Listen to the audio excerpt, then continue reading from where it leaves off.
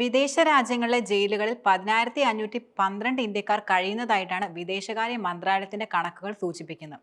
വിദേശകാര്യ സഹമന്ത്രി കീർത്തിവർദ്ധൻ സിംഗ് ലോക്സഭയിൽ രേഖാമൂലം നൽകിയ മറുപടിയിലാണ് ഇക്കാര്യം വ്യക്തമാക്കിയത്.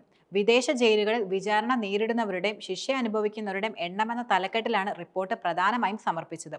Saudi Arabia, Kuwait, UAE, Qatar, Nepal, Pakistan, US, Sri Lanka, Spain, Russia, Israel, China, Bangladesh, Argentina തുടങ്ങി 86 രാജ്യങ്ങളുടെ പട്ടികയാണ് വിദേശകാര്യ മന്ത്രാലയം പ്രധാനമായും നൽകിയത്.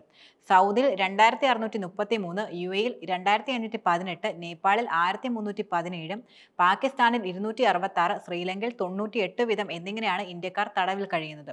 ഖത്തർ ജയിലിൽ 611 ഇന്ത്യക്കാരാണ് പ്രധാനമായും ഉള്ളത്. അവിടുത്തെ ശക്തമായ സ്വകാര്യതാ നിയമത്തെ തുടർന്ന് തടവിൽ കഴിയുന്നവരുടെ വ്യക്തിഗത വിവരങ്ങൾ ഇതുവരെ ലഭ്യമായിട്ടില്ല. എന്നാൽ ലോകകപ്പിന് ശേഷം തടവിലാക്കപ്പെട്ട ഇന്ത്യക്കാരുടെ എണ്ണത്തിൽ അസ്വാഭാവികമായ വർധനവുണ്ടായിട്ടില്ലെന്ന് ഇത് സംബന്ധിച്ച ചോദ്യത്തിന് മറുപടിയായി അദ്ദേഹം തുറന്നു പറഞ്ഞു. ഫിഫ ലോകകപ്പിന് ശേഷം ഖത്തറിലെ തടവിൽ കഴിയുന്ന ഇന്ത്യക്കാരുടെ എണ്ണത്തിൽ, പ്രത്യേകിച്ച് കേരളത്തിൽ നിന്നുള്ളവരുടെ എണ്ണത്തിൽ വർധനവുണ്ടായിട്ടുണ്ടോ എന്നതായിരുന്നു പ്രധാന ചോദ്യം.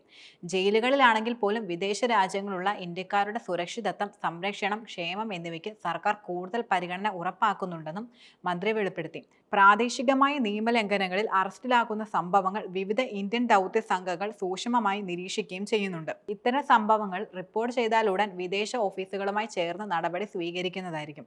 ജയിലുകളിൽ ഇന്ത്യക്കാരുടെ അവകാശങ്ങൾ സംരക്ഷിക്കുന്നുണ്ടെന്ന് ഉറപ്പാക്കാൻ ദൗത്യ സംഘങ്ങൾ സദാ ജാഗരൂകരാണെന്നും മന്ത്രി വെളിപ്പെടുത്തി. ഇന്ത്യൻ എംബസിയുടെ സേവനങ്ങൾക്ക് തടവുകാരിൽ നിന്ന് യാതൊരു പണവും ഈടാക്കുന്നില്ല എന്നതും യാഥാർത്ഥ്യമാണ്.